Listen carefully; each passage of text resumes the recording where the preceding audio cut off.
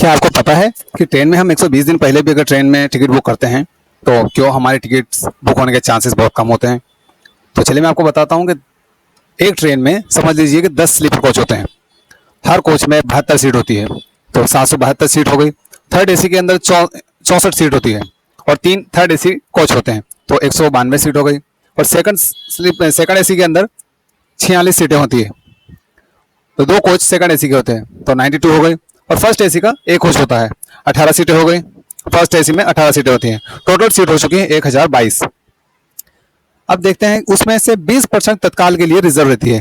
20% सीटें तत्काल के लिए होती है, तो 212 सीट तत्काल के लिए रिजर्व हो गई। 810 बची। अब 810 में से डिफेंस कोटा, वीआईपी कोटा और एचओ कोटा के लिए 40 सीट रिजर्व होती है, तो ये 40 सीट माइनस करने के बाद में 770 बची। हर स्लीपर कोच में 6 सीट लेडीज कोटा के लिए होती है, तो टोटल स्लीपर्स के अंदर 60 सीट हो चुकी है। अब 710 बची। 710 बाद में अब स्लीपर में 515 रह गई।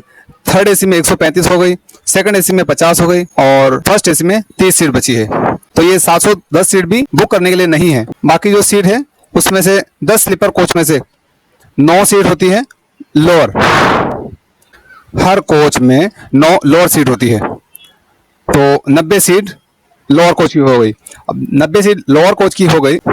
हर स्लीपर में 9 लोअर सीट होती है साइड वाली, जिसमें से 35% आरएससी के लिए रिजर्व होती है, तो 30 सीट आरएससी के लिए रिजर्व हो गई। तो 515 में से 30 मतलब 485 सीट ही बची है।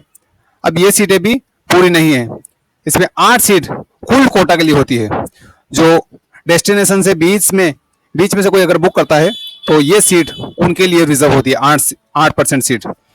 तो आप समझ सकते हैं कि 1022 में से अब नॉर्मल बंदे के लिए टिकट बुक करने की नंबर्स कितने बचे हैं? 450। तो 450 सीट ही अवेलेबल होती है।